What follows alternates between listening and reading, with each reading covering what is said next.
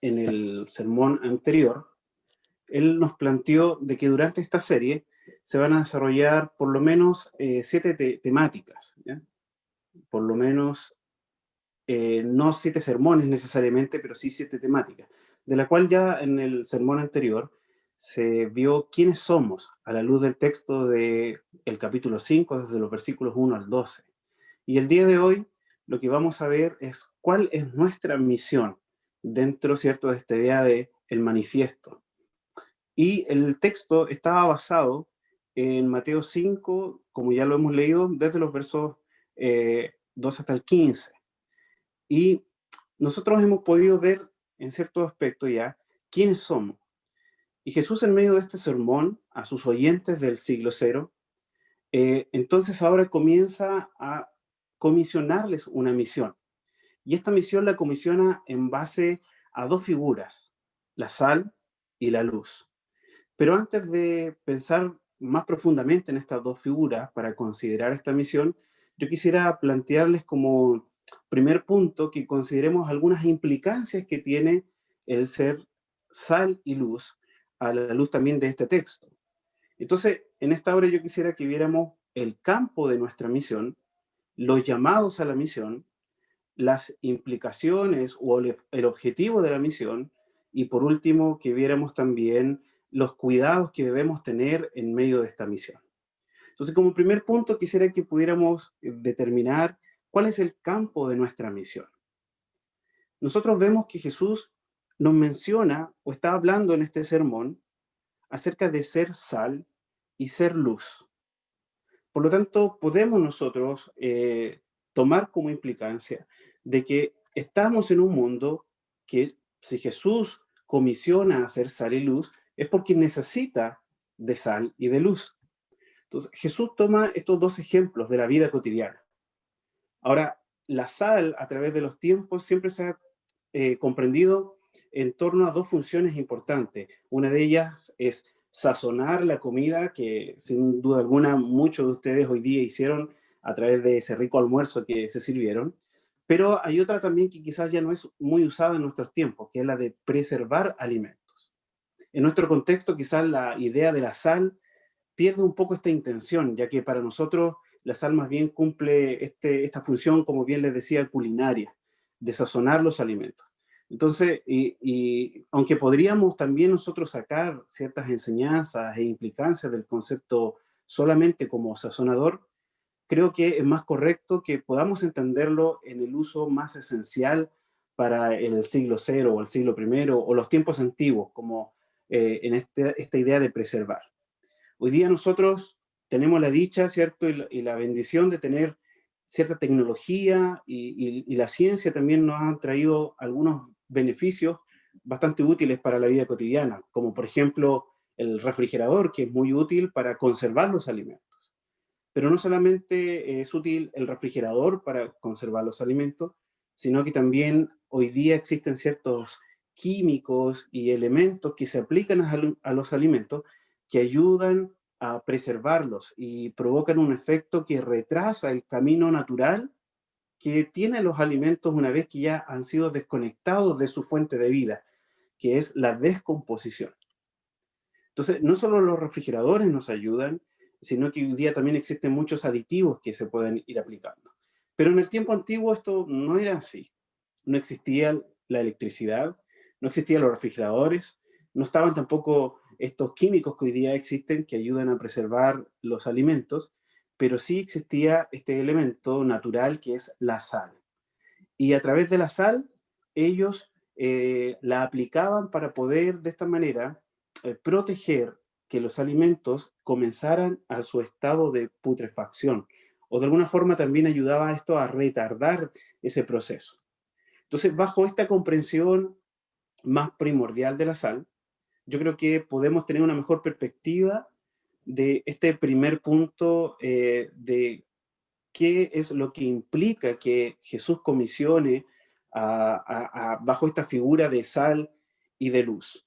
¿Por qué Jesús concede a sus oyentes esta figura de ser sal y de ser luz?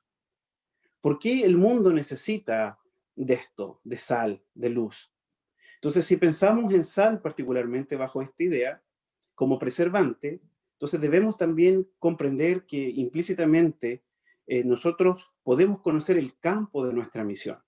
Y lo primero que podría yo decir es que vivimos en un mundo o en una tierra que tiende a la descomposición y al sinsabor. Si definimos la sal en términos de preservante, y Jesús usa este componente como ejemplo, es porque vivimos en una tierra que necesita de sal, ya que su estado constante es a la descomposición. Para comprender bien nuestra misión, es necesario primeramente también comprender la urgencia y la necesidad de la misión. Y esto es evidente para cada día en cada uno de nosotros. De manera constante, nosotros escuchamos decir, este mundo va cada vez peor. Entonces, todo aquello en lo que participa el hombre caído tiende rápidamente a descomponerse. La familia, nuestra sociedad, la moral y las buenas costumbres, nuestra política, las buenas obras incluso, la educación, las relaciones humanas, todo camina naturalmente hacia la descomposición. Hoy día hay una tendencia de ciertos grupos de generar una deconstrucción para tratar de inventar nuevamente el mundo o la sociedad como se concibe en ciertos aspectos. Pero yo creo que más bien nosotros como cristianos deberíamos considerarlo a la luz de esto, que eso no es una desconstrucción, sino más bien una descomposición. Pero ¿por qué el mundo se descompone? En lo cotidiano de la vida nosotros comprendemos que las cosas que se descomponen son aquellas que ya no tienen vida, que han sido desconectadas de su fuente de vida. Aquellas cosas que han muerto. De manera, por ejemplo, que la carne que se descompone es aquella que ya se ha desconectado del cuerpo vivo del animal. En este caso, digámoslo así, la muerte. Entonces, permítame tomar este ejemplo también como figura para poder mostrar a través de la verdad de las Escrituras cómo nos muestra el estado de nuestro mundo. Romanos 3, por ejemplo, nos dice que sin Cristo el mundo se encuentra muerto en sus delitos y pecados. La visión de Ezequiel sobre un valle de huesos secos habla también de esta condición lapidaria que la Biblia da sobre el mundo caído. Este mundo en el que nos encontramos es un mundo muerto, de manera que su descomposición, su pudrición, es algo que avanza de forma natural a causa de su estado de muerte. Entonces, no podemos decir que el mundo en el que vivimos agoniza y que debemos preservarlo para cuidarlo de morir. No, el mundo en el que vivimos se descompone porque su naturaleza ya se encuentra en estado de muerte. Son los cuerpos muertos los que se descomponen, no los vivos. Son las plantas arrancadas de su raíz las que perecen, no las que permanecen firmes a ellas. Entonces, no es sino hasta la muerte que es cuando comienza esta carrera de descomposición. Entonces, comprender esta realidad nos ayuda a entender mejor nuestra misión de ser sal a la idea de esta figura. Si Jesús comisiona a ser sal, es porque entonces hay un mundo que se desencadena en su descomposición que necesita ser preservado. Entonces, sin duda, nosotros podemos de igual forma considerar la utilidad de la sal como sazonadora, implicando que si el mundo necesita ser salado, sazonado en términos de sabor, es porque también es un mundo de sinsabores, que sin la aplicación de esta sal es un mundo insípido, del cual aparentemente o nadie quisiera degustar. Pero al pensar que es posible también ocupar esta idea, yo preferiría en esta oportunidad centrarme más bien en la aplicación como la sal como un elemento preservante. Ya, más adelante intentaré aplicar esta idea, pero solamente quiero yo definir en este primer punto que si el mundo necesita sal como un componente preservante, es porque es un mundo que avanza naturalmente hacia la descomposición, ya que se encuentra separado de su fuente de vida, en un estado de muerte, con un parásito que apura y que acelera esta descomposición llamado pecado. Pero también el texto nos dice que Jesús comisiona a hacer luz en el mundo. Entonces, si la comisión de ser sal implica de que el mundo necesita la sal porque camina hacia la descomposición, entonces esta idea de ser luz nos ayuda a entender de que el mundo en el que vivimos es un mundo que vive en oscuridad. Y en este punto puede ser un poco más breve, ya que el uso de la luz en nuestros tiempos no varía mucho en relación a los tiempos antiguos. No solo podemos tomar como implicancia la idea de que el mundo necesita sal debido a que se descompone, sino que al usar Jesús esta idea de luz, nosotros comprendemos que el mundo es un lugar de oscuridad. No se necesita luz en un lugar iluminado. La necesidad de luz la encontramos en medio de la oscuridad. Nosotros, al llegar la noche, al llegar la oscuridad a nuestros hogares o a nuestras calles, es cuando encendemos la luz. No lo hacemos en un lugar que no necesita luz. Por lo tanto, si Jesús usa esta idea de luz, es porque Él también nos muestra lo que la misma Biblia nos enseña acerca de este mundo. Y no solo es un mundo muerto, sino que también es un mundo en tinieblas. Es lo que nos dice Primera de Pedro 2:9, que el mundo de donde fuimos rescatados es un mundo de tinieblas. Juan 3:19 también nos dice que quienes rechazan a Jesús es porque aman más las tinieblas de este mundo. Y la razón de eso es porque sus obras malas se hacen evidentes en la luz. Entonces entendemos que la idea también de comisionar a personas a hacer luz es porque el mundo en el que vivimos también es un mundo de oscuridad. Dado este lapidario análisis que la Biblia nos entrega de la humanidad, no debería ser para el creyente muy sorprendente ver el estado actual del mundo, ya que su estado es caminar hacia la descomposición y es un mundo de oscuridad. Si esta evaluación es correcta, dice Martin Lloyd-Jones, entonces lo que debería ser realmente sorprendente para nosotros es que a pesar de ser un mundo oscuro y putrefacto, encontremos aún bondad. Lo que realmente entonces debería ser sorprendente para nosotros es cómo un mundo así puede volverse tan ideal y deseable, incluso para los creyentes. Cómo un mundo así puede brindarnos tanta comodidad, seguridad, incluso esperanza y demandamos de él justicia, paz y amor. Pero a la luz de este texto, si el mundo necesita luz y sal, como primer punto entonces, es porque es un mundo que está en oscuridad y que va siempre camino a la putrefacción o a la descomposición. Comprendiendo el campo de nuestra misión entonces, quisiera yo pasar a este segundo punto. ¿Quiénes son los llamados a esta misión? Luego de que hemos establecido este campo, podemos decir entonces que los llamados a esta misión son los discípulos. Denme un segundo, por favor. Dice, son los discípulos de Jesús, ustedes y yo, hombres y mujeres comunes y corrientes. Notemos nosotros que eh, en el primer verso del capítulo 5, Jesús se encontraba con las multitudes y con sus discípulos, ellos se le acercan y Jesús comienza este sermón. Entonces, él comienza a hablarle a sus discípulos, a estas personas que están ahí también oyéndole. Él comenzó a enseñarles. No debemos olvidar que estamos en medio de un discurso que comenzó con la enseñanza primeramente de quiénes somos. Y esto no ha concluido. Ahora Jesús pasa entonces a encomendar una misión. Y bajo esa comprensión, lo primero que podemos decir es que los llamados a ser sal y luz es todo discípulo de Jesús. Quienes son encomendados a esta misión son aquellos que están ahí, oyendo en ese monte. Los pobres en espíritu, aquellos que han sido definidos como los que lloran, aquellos que han sido definidos como los mansos, los que tienen hambre y sed de justicia, los compasivos, los puros de corazón, los que trabajan por la paz, los que serán perseguidos, los que serán insultados. Ellos son los llamados a esta misión. El pastor Juan nos mostraba que esta lista no era una lista de personas diferentes o que compartían cualidades diferentes, o que al menos tenían alguna de estas cualidades, sino que esta lista más bien mostraba la conversión del creyente, del cristiano.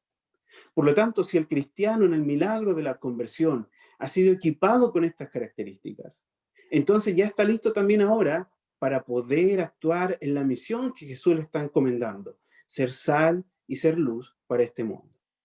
Y es importante decir en este punto que el Sermón del Monte de Jesús no le está hablando a un grupo específico de superdiscípulos. A los pies de Jesús hay una multitud de personas que han visto su pobreza, que han sido salvadas por gracia. Tampoco esta misión es solo para los discípulos del primer siglo. Esta misión es una misión que trasciende a los discípulos de todas las eras, pues cada creyente que ha sido salvado por gracia es un discípulo de Jesús. Por lo tanto, ser sal y luz es una misión que trasciende la historia.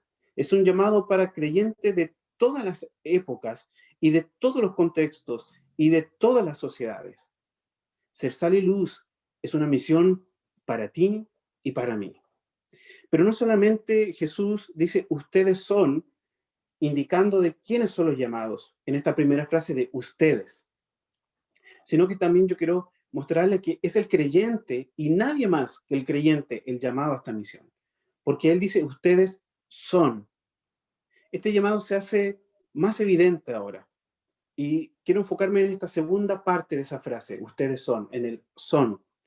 Notemos que el poder milagroso del llamado de Cristo es que Él llama a los pobres, a los que han llorado, a los hambrientos.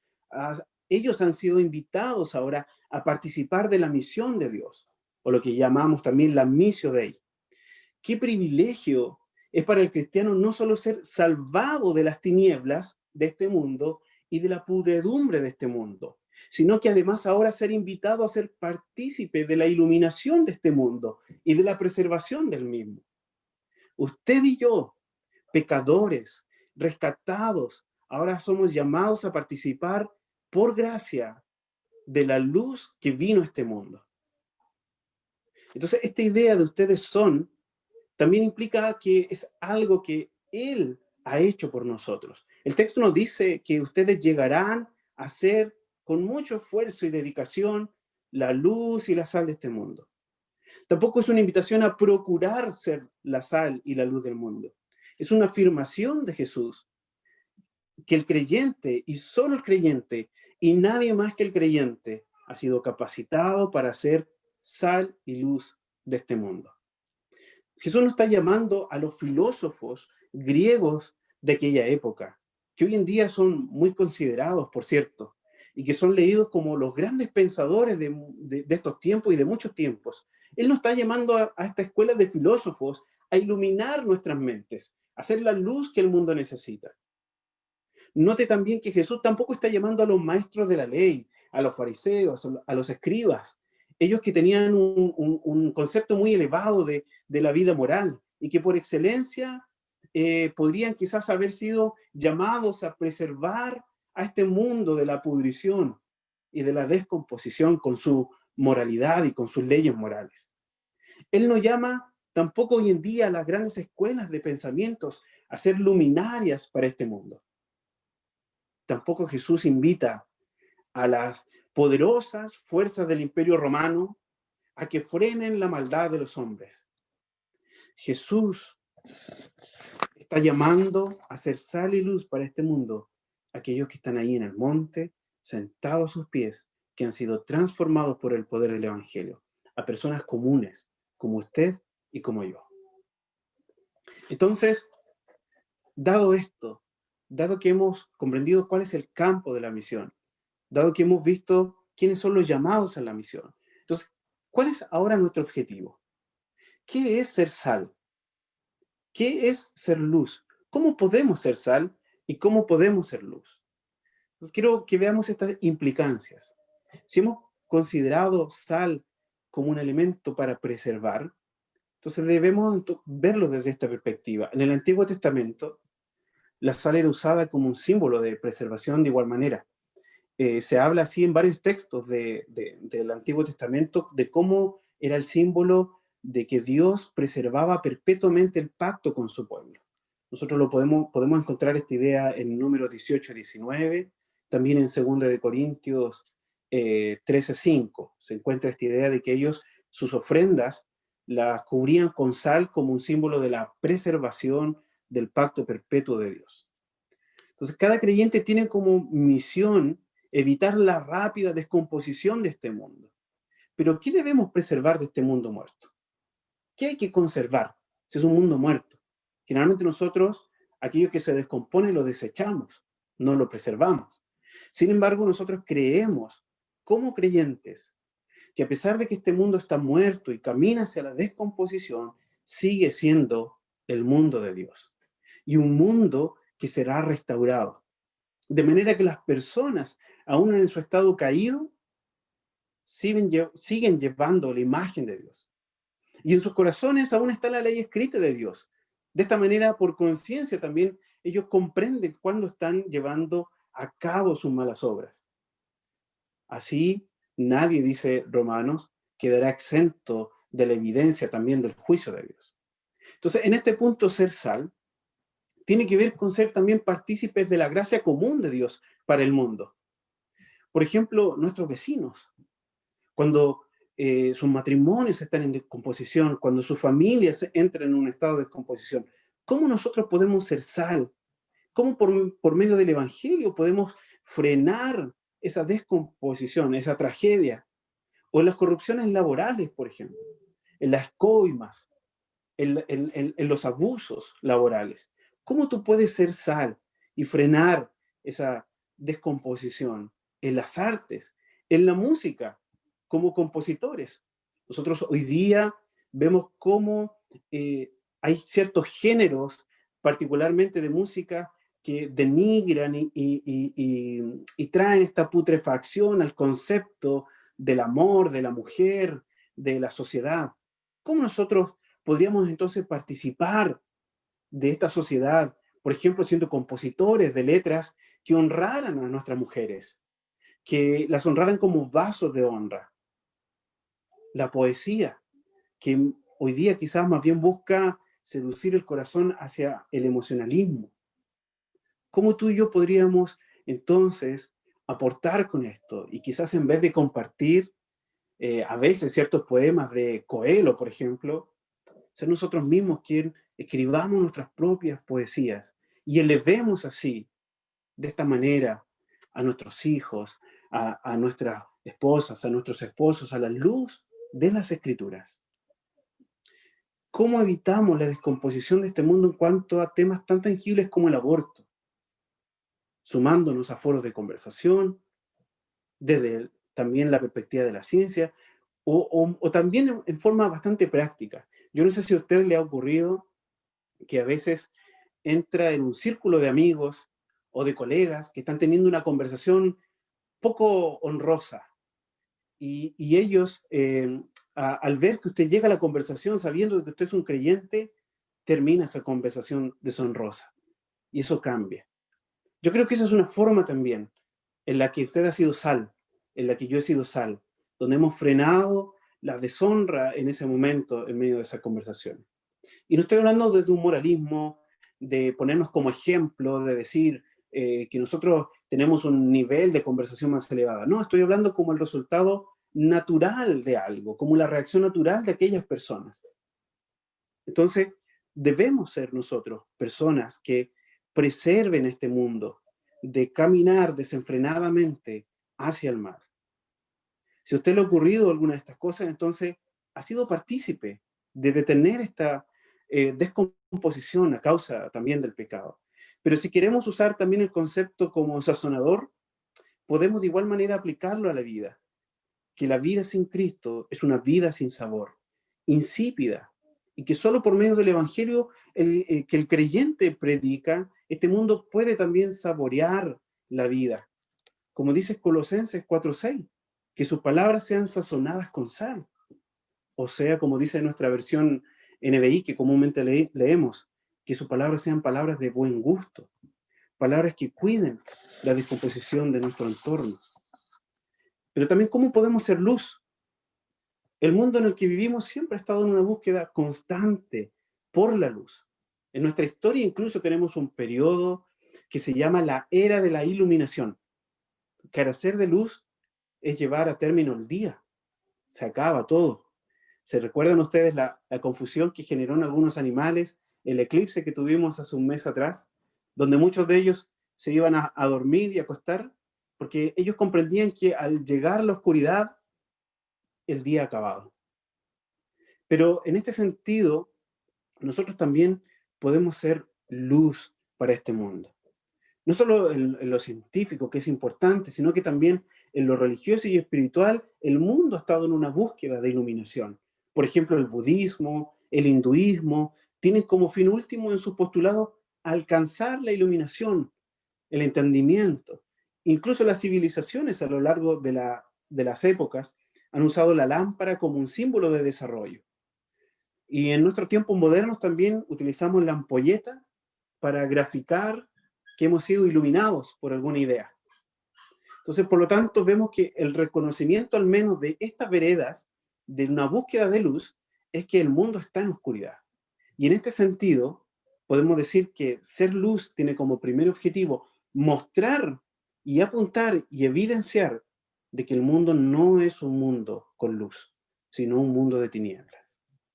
Y por otra parte, ser luz también debe mostrar y apuntar hacia dónde se puede encontrar la verdadera iluminación, que por cierto tampoco es en nosotros mismos. Nosotros no somos luces para apuntar hacia nosotros. Quizás esta es una de las declaraciones más impactantes que hace Jesús. En los textos que leímos en los devocionales, veíamos que Jesús es la luz del mundo. Pero ahora Jesús nos llama a nosotros, luz del mundo. Sabemos que Él mismo él es la luz. Lo leemos en Primera de Juan, lo leemos en Juan 8. Entonces, ¿cómo debemos entender esto? Lo debemos ver en nuestra relación de unión con Cristo. Somos luz porque Él es luz. Tú puedes ser luz porque estás unido a Cristo. Por eso puedes iluminar. Podemos ser luz porque Él habita en nosotros como luz. Un ejemplo que bien quizás pudiera graficar esta idea, quizás también puede ser un poco imperfecto el ejemplo, pero es la relación de la luna con el sol. Según nos dice los entendidos, que la luna, quien alumbra en la oscuridad de la noche, no lo hace con luz propia, sino que refleja la luz que recibe de parte del sol. Entonces, sin alegorizar más en esta idea, de la misma forma, nosotros somos luz y alumbramos en la oscuridad, no con luz propia, sino que hemos recibido la luz de la fuente, que es Cristo Jesús. Eso es lo que nos dice, por ejemplo, Efesios 5:8.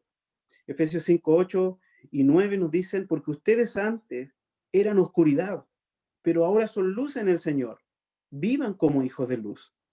El fruto de la luz consiste en toda bondad, justicia y verdad. Entonces, así pues, ser luz implica evidenciar, por un lado, que el mundo vive en oscuridad y, por otro lado, mostrar dónde se encuentra la verdadera luz. Pero también implica andar en las obras que Cristo preparó, obras de bondad, de justicia y de verdad. Debemos tener la certeza de que en este mundo no hay verdadera luz. Este mundo no puede ofrecer verdadera luz. Por eso es importante que tú y yo comprendamos por qué Jesús nos ha comisionado como sal y como luz de este mundo. Y esto no tiene que ver con cierta clase de activismo religioso. Esto tiene que ver con el carácter del creyente. No es un comportamiento simplemente moralista. Es parte de ser creyente en la vida diaria, día a día. Si lo pensamos quizás de la siguiente manera, como sal que preserva viviendo de una manera diferente a aquello que se descompone. La sal es distinto a aquello que se descompone. Por lo tanto, podemos ver esto graficado en la vida de santidad. Pero de igual forma como luz en el Evangelio. El Evangelio nos muestra la oscuridad en la que vivimos y nos muestra dónde hallar la verdadera luz. Podríamos quizás decir que ser sal es vivir el Evangelio y ser luz es anunciar el Evangelio. Y por último, quisiera yo comentarles cuáles son los cuidados que debemos tener en esta misión. Que no debemos perder el objetivo de la misión. Jesús dice, pero si la sal se vuelve insípida, ¿cómo recobrará su sabor? Ya no sirve para nada, sino para que la gente la deseche y la pisotee. Debemos tener cuidado de diluirnos. Si la sal pierde sus propiedades naturales, entonces ya no es útil para su misión y queda expuesta para ser desechada por los hombres. Temo yo que muchos de nosotros estemos siendo despreciados y desechados por nuestra sociedad, no por causa de Cristo, sino porque nos hemos diluido con el mundo. Pero también debemos cuidarnos de escondernos. Nota usted que el 14 dice que una ciudad de lo alto de una colina no puede esconderse. Una ciudad es evidente si se encuentra en lo alto de una colina.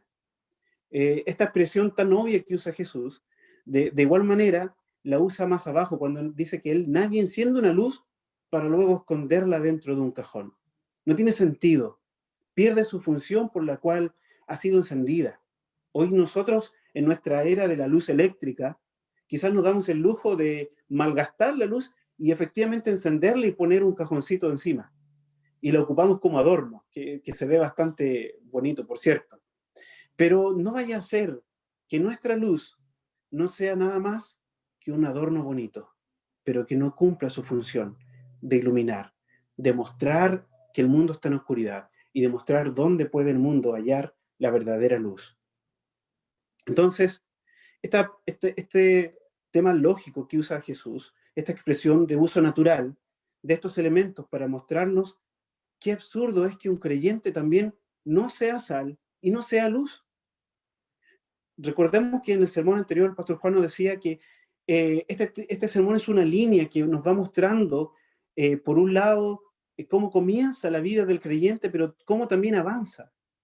Entonces, quien es salvado a causa de su miseria espiritual, también ahora debe brillar, y debe ser luz, y debe ser sal, porque esa es su naturaleza, y no debe ser escondida.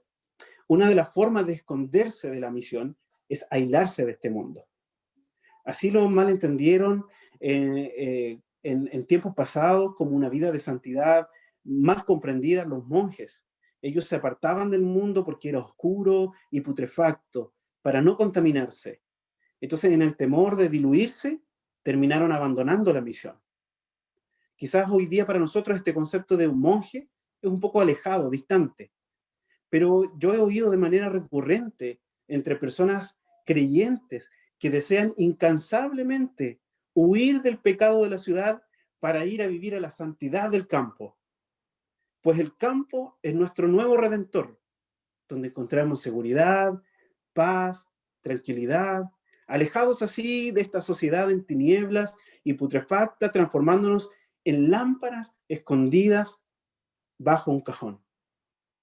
Y aunque no hace falta de todas formas el concepto del campo para vivir de la misión, no estoy diciendo con esto que ningún creyente debería vivir en el campo.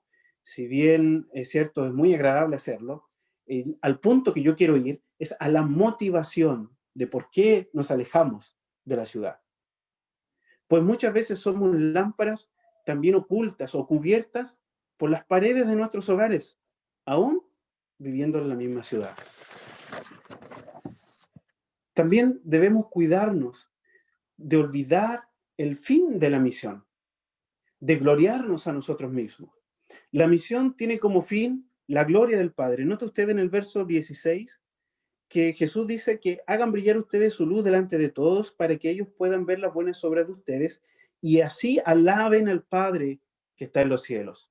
Nosotros no hacemos brillar nuestra luz para que los hombres contemplen nuestras obras para exhibirnos a nosotros o exhibir nuestro propio orgullo.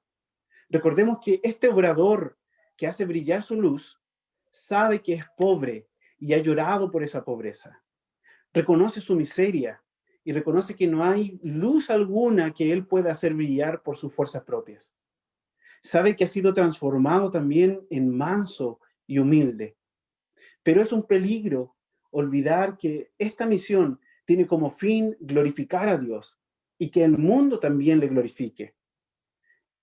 Yo no sé si comprendemos este tremendo privilegio que es que Cristo nos llame a glorificar a Dios, el Padre, no solo con nuestras obras, sino que esas obras que Él nos ha dado puedan ser vistas por los demás hombres y ellos también glorifiquen al Padre. Siempre pensamos en glorificar a Dios con lo que hacemos, Pero ¿hemos pensado alguna vez en que lo que hacemos puede también provocar que los no creyentes glorifiquen a Dios? Aunque glorificar al Padre no necesariamente va a significar la aprobación del mundo. No olvidemos los versos anteriores a este texto que hemos leído, donde nos hablaban de persecución, insultos, burla. Pero ya sea esa la reacción del mundo, o sea otra, lo que debemos nosotros, lo que no debemos olvidar, es que debemos buscar siempre la gloria del Padre. Como conclusión final, el mundo en el que vivimos necesita de sal y de luz. Por eso Jesús comisiona usando estos dos elementos. Y solamente el cristianismo puede dar esta sal y esta luz. Todo creyente es llamado a ser sal y luz. Este es un llamado que trasciende este grupo inicial de oyentes que estaba en ese lugar. Es un llamado que es para todas las eras. El Sermón del Monte no solo era para los discípulos de aquella época, es para los discípulos también de esta época y que oímos el sermón en este momento. Ser sal y luz es parte del carácter del creyente. No es algo que se deba aspirar, pues todo creyente ha sido capacitado por Cristo a hacerlo. Usted es sal, usted es luz y debe cumplir esa misión. Es una gracia que Cristo nos ha dado de poder participar en este privilegio de formar parte y ser partícipes de la misión de Dios. Debemos ser diligentes en la misión, cuidándonos de diluirnos, de escondernos y de intentar falsamente quitar la gloria a Dios. En medio de un mundo descompuesto y oscuro, Cristo nos comisiona a preservarlo e iluminarlo para la gloria de Dios Padre.